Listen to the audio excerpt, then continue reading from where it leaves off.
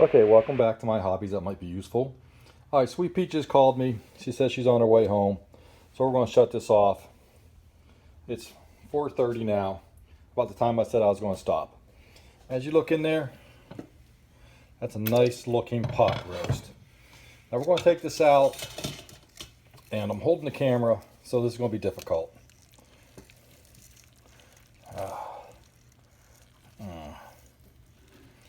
Yeah, it's going to be very difficult. Let me get a different spatula. That doesn't seem to be doing the trick. Here, I'll tell you what. Okay, now we're going to let that rest for 5 minutes. It's still 5:29. We're going to put some juice on it too. All right.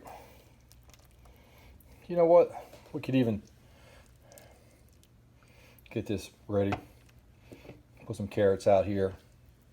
Presentation does mean a lot. There's those onions. Use that big belly for something.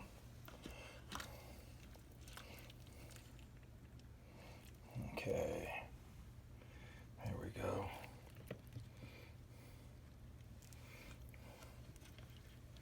See if we can get some more of those carrots. Some more of those onions. Okay, we're going to let that rest.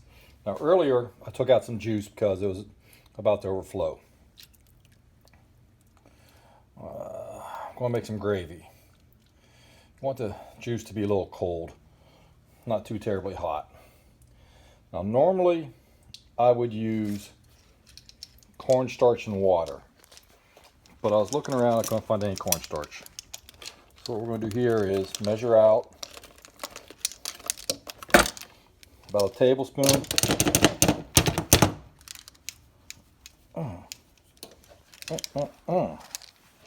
Like I said, things aren't always going to go right.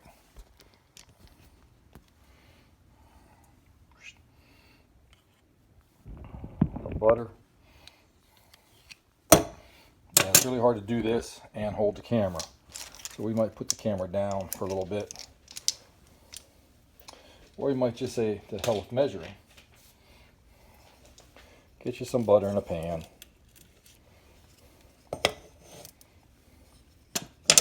Okay. Put it on low heat. Low, medium heat. Let's get a spoon.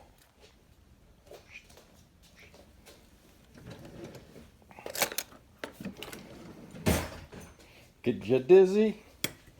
Okay. Put a little flour in there. That's plenty of flour. Okay. We'll mix it up. Make a roux here.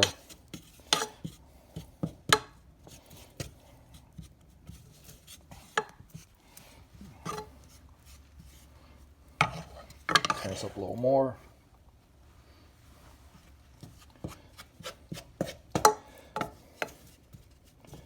Funny thing about a roux, the more you cook it, the less it works. The darker it becomes. The less you cook it, the better it works, the blonder it stays, but tastes like flour. That's why you could thicken this just with flour and water if you wanted to. But this just seems to give it way better flavor.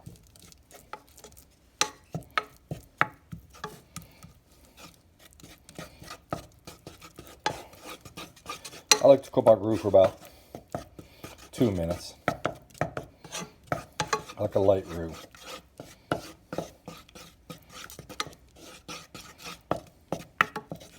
I saw some ladies at the store today when I went and got the bread buying powdered gravy mix. I'm thinking one of the easiest things there is to do is make homemade gravy. That's what I've been. That hasn't even cooked for a minute yet. We'll let it cook a little more.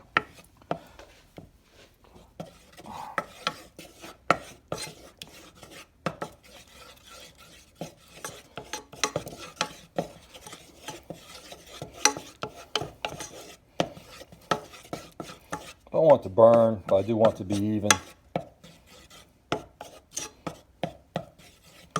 We got 1 minute down.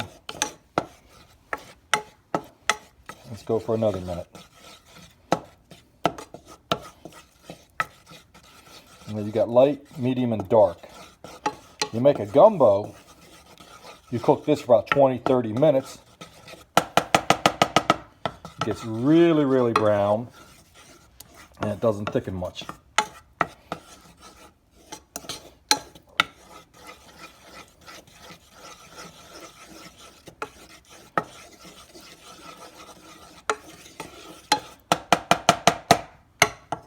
Okay, that looks good. Let's incorporate our juice. A soup bowl, you know, just a soup bowl. Okay, you know what I'm going to do? I'm going to switch over, see if I can get to it easily. Let's get the whisk.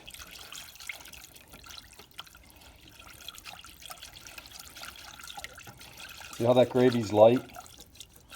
Not too dark.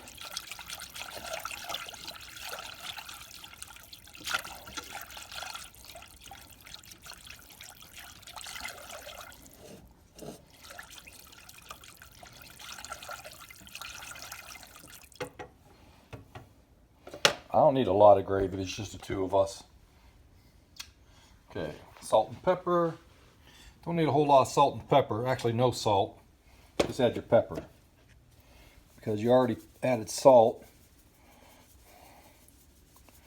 to your mix over there.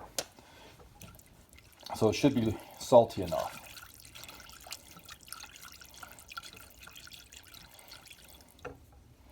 Let's give it a little flavor taste.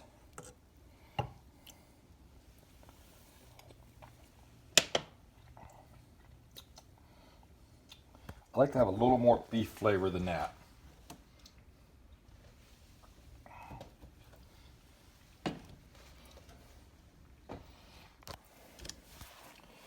So what we'll do, we'll get our bouillon out.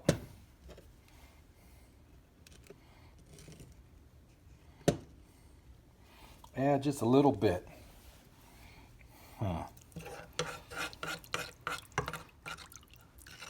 That will also give salt to it.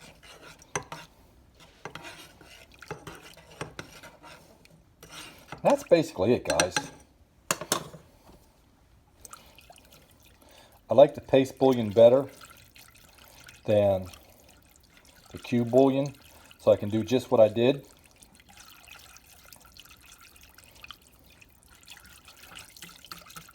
Add to it as I need to.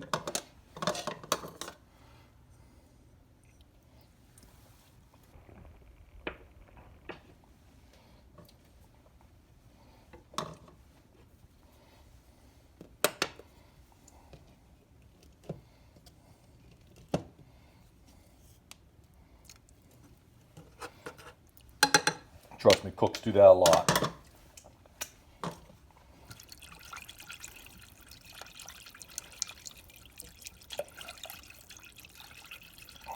I know Lori likes a strong, Sweet Pea likes a strong beef flavor.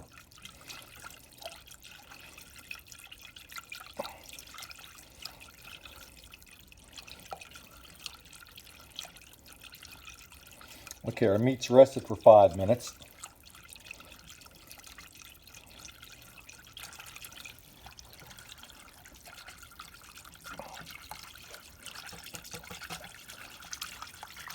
You don't got to worry about making it too thick. You got plenty more broth over there to thicken it up. But I do want to bring this to a boil before tonight, so let's give it a kick.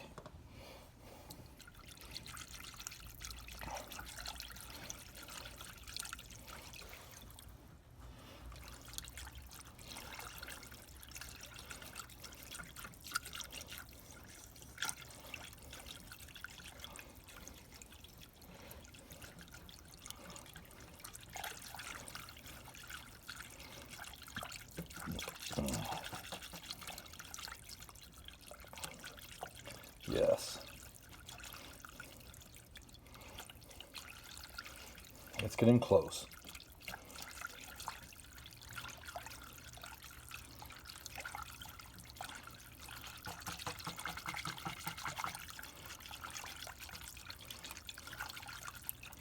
But like I said, it's okay to cheat.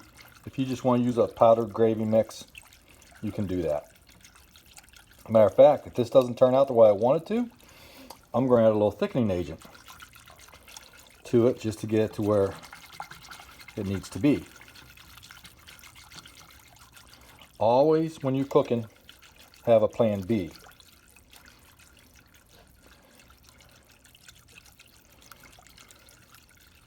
If plan B can be really close to plan A, and plan A doesn't work, fantastic. Things do go wrong.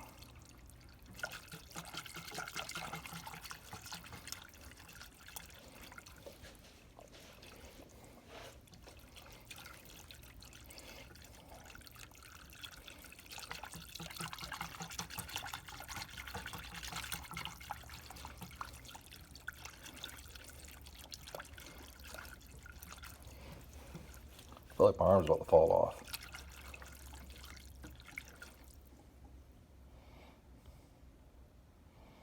Let's see if she's boiling.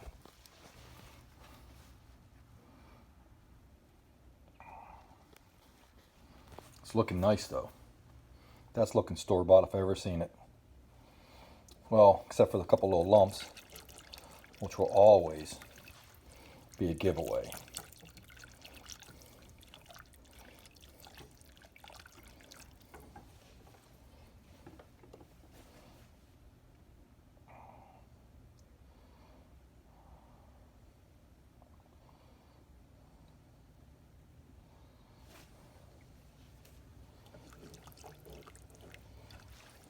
You have to get it to boil for it to thicken. For your maximum thickness, you want a good boil.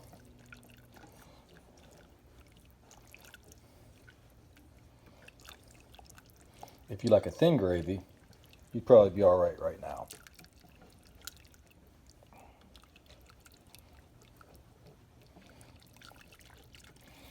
If you want to stick to your ribs gravy, let this thing boil.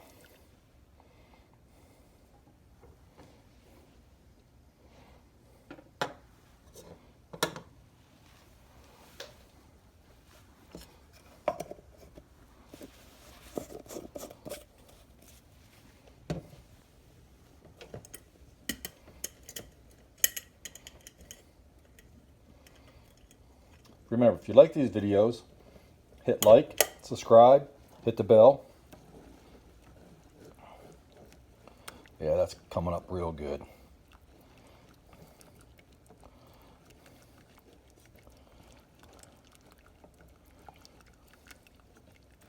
Cooking's not hard, it's just patience. Just patience. But I see this video is getting longer than what I like to make them, because I know nobody really wants a long video. There we go. We got that boil. Okay. Beautiful. Raging boil. All right, I'm going to shut the heat off.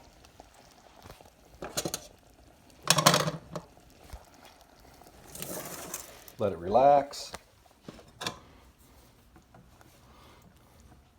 It's going to do nothing but get a little thicker.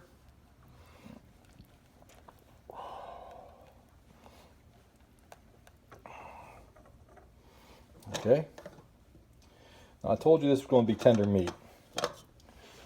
Okay.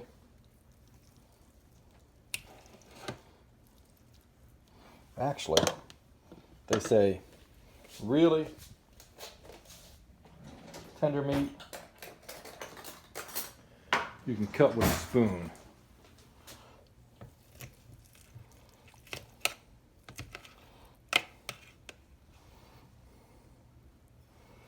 There you go. Not bad. Juicy.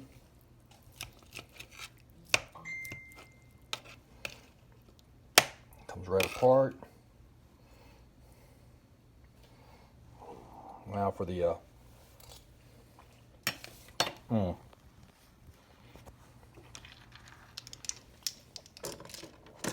telling you guys, for a cheap piece of meat, that's good.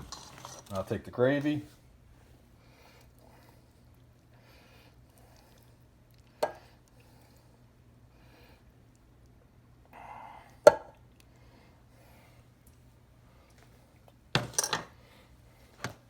just let that sit till Lori gets here, which is my sweet pea.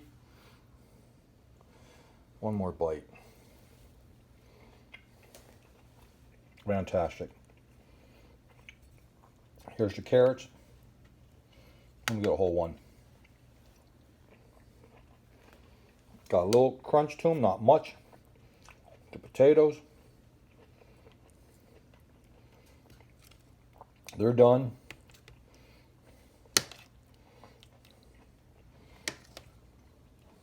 I just don't like a real loose gravy. And a crock pot will do that. You could have put flour in there and stuff like that and made it not so loose, but I like doing it this way.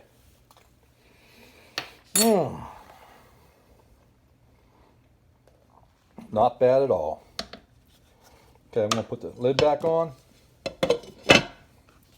Put that on low so it stays warm. This stuff I just took out for you guys. I'll put it back in there after I say goodbye.